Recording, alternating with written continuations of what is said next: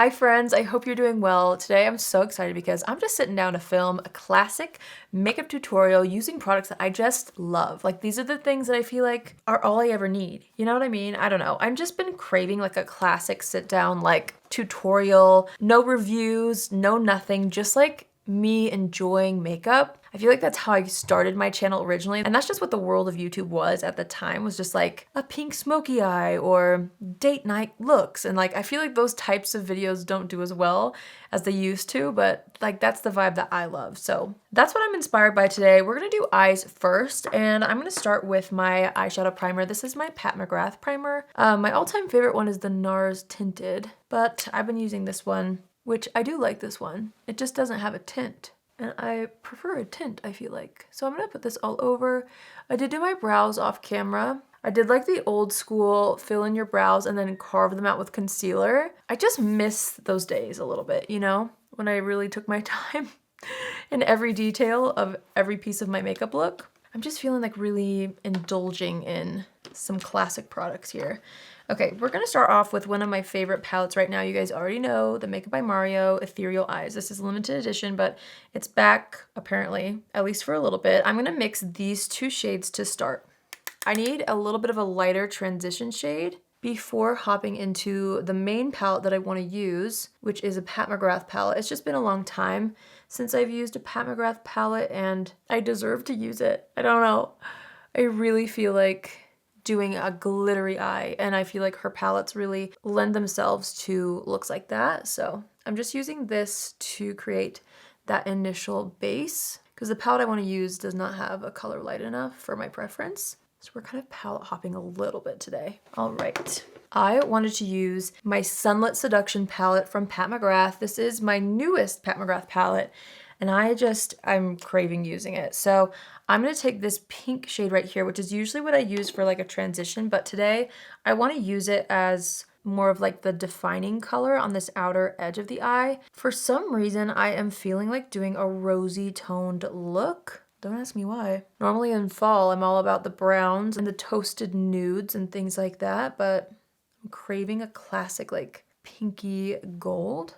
I'm gonna buff this out toward the edge of the brow. And then I am gonna buff a little bit of what's left into that transition area as well. So we have a little hint of that going into the brow area. Now I'm gonna take this kind of burnt rosy brown color in the palette, and I'm taking this on my N12 brush from the Nikki LaRose collection, and I'm wanting to just really etch out this outer edge of the eye. This palette is so heavy.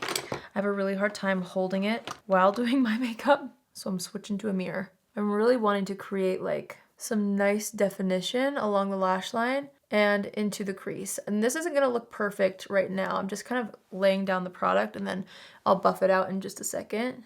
I'm taking that same brush that we were just using, the fluffy one, and I'm gonna go over the edges of this now that it's been placed and just kind of buff that out a little bit better. We're just gonna go for it. I'm gonna take this shimmer shade right here in the bottom corner. It's this gorgeous like duochrome pinky gold color. I've never actually used this, but I felt like a little cranberry gold eye would be just exactly what I'm craving. So I'm popping this on the eyelid, and by golly, is this pretty. Oh my gosh. I'm already so happy with how this is looking. Really, these Pat Mcgrath glitters just like can't be beat. They're so beautiful. I'm taking what's left on my fingertip and kind of tapping it a little bit up toward the brow. I love it when there's just a hint of shimmer that kind of travels up onto the brow bone, so it looks like, I don't know, a little more blended, if that makes sense. This is turning out exactly how I hoped. Okay.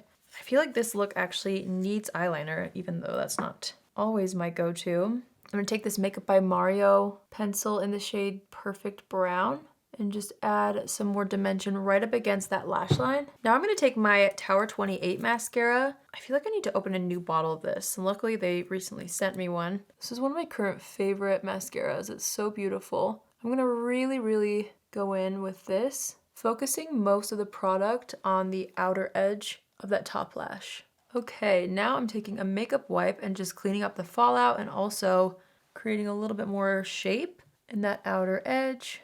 And then I always take my fingertip and I just pat that out so that it's not too harsh, but we get that shape. All right, for primer, I'm like debating whether or not I should use primer because I feel like my skincare is still pretty fresh. Yeah, I think I actually might skip primer. I'm gonna go into my Guerlain Terracotta Le Tint Foundation. This is one of my current favorite foundations. It's so beautiful. I'm just gonna do one pump on the back of my hand and pick that up with my Hourglass foundation brush. And then I'm gonna start to blend this out all over the face.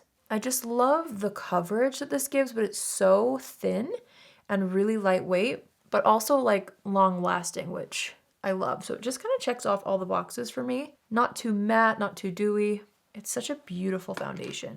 I'm pressing that in with my sponge. And then I want to use a cream contour stick, and I forgot that I had this, and it's one of my favorites. This is the Dibs double-sided like contour and blush stick, but the shade 2.5, the contour, and I love the blush as well, but the contour is such a perfect color. It gives the perfect amount of warmth and sculpt in my opinion. And I'm going to do a little precision sculpting, which is something new that I've been up to since trying this Nikki LaRose and BK Beauty N14 brush.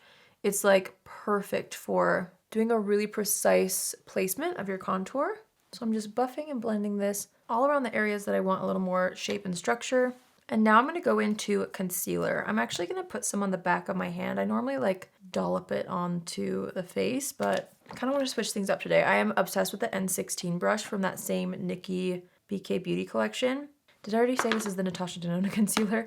That's what I'm using, and I'm going to start placing and blending this out, starting with like the under eye area right here, and then along the sides of the nose a little. The way that this is able to blend out concealer is like a dream. After I've used the brush, I like to press that into the skin with my sponge. You probably already know that I can't live without the Huda Beauty powder, so I'm gonna use this again. This is the shade Cupcake. And I'm gonna take this and really lightly, well, I press it under the eye, but it doesn't have that much product on it actually. I pick up the powder and then I always kind of like press it into the hand first to get off the excess and then go under the eyes so that you're not overdoing the powder. And then I just kind of like press that and roll a little bit. It just makes the makeup last really long and look flawless. And then I always take a fluffy brush and just lightly tap that over the edges of the face because I always go in with like powder bronzer and blush, so I want to make sure nothing skips. For powder bronzer, I'm so obsessed with the Oma Beauty bronzer. As you guys know, I'm going to use this again today. It's just perfect. Just going right on top of where I put that cream contour. Let's finish up the eyes. I'm debating what I should do here because I love a good like bright nude waterline, but I almost feel like it'd be really pretty to take this dark brown, the same pencil we used on the top lash line, and like create something a little more sultry today. I feel like I just convinced myself to do that, so we are taking this deep brown through the waterline. I love this color so much. And then I'm taking that and smudging it between the lashes, focusing the product on that outer third of the lash line, and then I'm gonna take this little smudger brush that we used on the top lid. I'm gonna buff that out along the lower lash line. Oh my gosh, I just hit my nose with it. Can we revive this with my sponge? Okay, I feel like that worked. Well, I'm just lightly taking a little concealer. You know, it happens. And I'm resetting that, adding some bronzer back down the nose. Okay, we're back in business. We're going back into the Pat McGrath eyeshadow palette, and let's see, what do we want to do here? I want to add a little bit of that like bronzy color. So I'm going to take this color right here, and I'm actually taking that same brush. And let's spray the brush for good measure. This is the Charlotte Tilbury setting spray. This will just allow it to adhere to my lower lash line a little better. I'm gonna start in the center and then work my way into the inner corner a little. Okay, I'm gonna dust off that same brush onto my Sigma Switch, which if you don't have one of these, you really need one. I have it on my desk at all times. It just is great for switching colors on your brushes. I'll link it down below. But I'm gonna take this color right here, this kind of champagne shade, and I'm gonna try something that I recently learned from Nikki LaRose, which is to like highlight a little bit further in, like almost on the side of your nose. I usually only keep my highlighter on my inner corner, like right here. It might sort of get in this area, but I don't purposefully apply it here. And I tried it the other day and I really liked how it looked. So we're doing it again. I'm gonna take that color and apply this to the brow bone a little, just to lift the brows. Gorge. And then we need some mascara. I'm just gonna use the same Tower 28 mascara on the lower lashes. That brown liner in the waterline is something else. It's really special. I feel like I already need more bronzer just to like match the contrast of the eye look a little bit better. All right, we are going to, should we do lips first or cheeks? Maybe lips so we can see what we come up with. I'm just wiping off any foundation that's on the lips, and I just have to use my Effortless Lips. Today, it's just my go-to, my faves. I'm trying to decide between Dahlia and Lily which one would best suit this look, although both would look amazing. It's just if we want to go a little more warm with this or a little more cool toned rosy with this. Maybe mix them? I don't know. We could try to maybe mix them. I'm leaning Lily. I've been reaching for Lily a ton. I feel like Dahlia was my #1 for a long time. I mean, I love them all, okay? It's like picking a favorite child. Even though I only have one child, I would imagine it's like picking a favorite child. So let's see here. I really want to do a cool toned lip liner. I just want it to look super contoured. So my favorite for that effect is the Makeup Forever Endless Cacao. So I'm just gonna shape out the lips with this. And then I'm thinking maybe we do mostly Lily and then layer up Dahlia. Because again, Lily's gonna give us a little bit of warmth, but not compete with the eyes. This is why this is one of my favorite colors for when you have a little more on the eyes. It just never competes. And mixed with this lip liner, it's one of my favorite lip looks. Okay, so that's Lily by itself. I do feel like we could use a hint of Dahlia just to like make it a little more pink. So I'm just gonna go over that a little bit with some Dahlia, just for a hint of mauvey pink.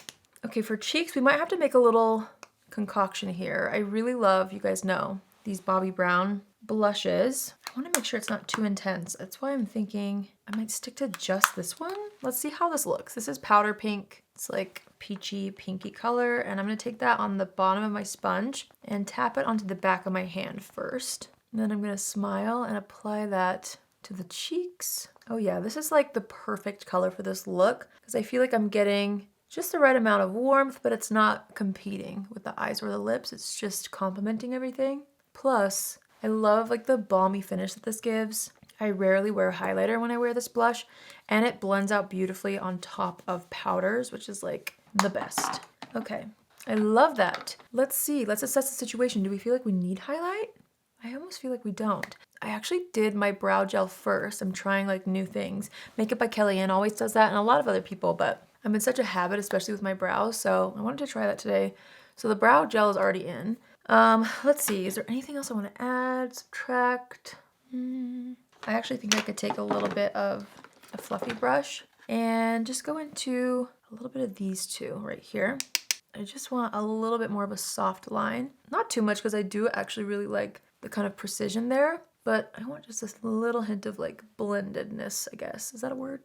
It is now. I'm also taking what's left on that brush, kind of feathering a little bit of that pinkish shadow right in here up to the brow, just to create a little bit of color and shape. Okay, I think we're good to go. We're gonna set the face and let's use Charlotte Tilbury because it's just always foolproof and it's what I love on a daily basis. I'm gonna douse my face in this.